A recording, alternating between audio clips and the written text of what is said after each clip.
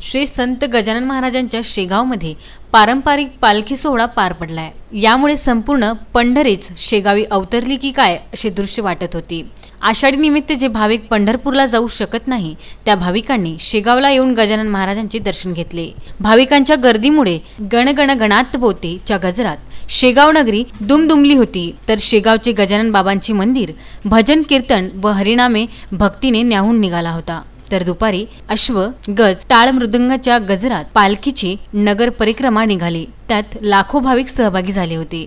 महाराजांच्या पंढरीत आषाढी एकादशी यात्रा सोहळा पाहण्यासाठी लाखोच्या वर भाविकांची गर्दी जमली होती।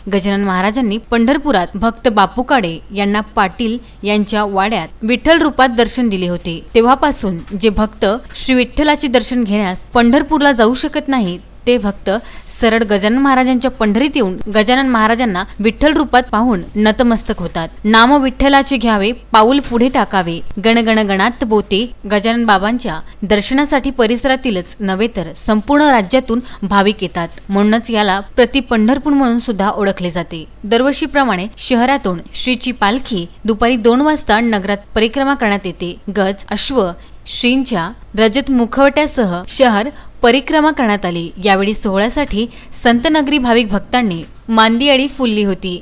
संस्थेच्या वतीने आषाढी एकादशीचा उत्सवही थाटामाटात व हजारो भक्तांच्या साक्षीने साजरा केला जातो। बीसी न्यूज करता शेगाव येथून महेंद्र मिश्रा यांचा वृत्तांत।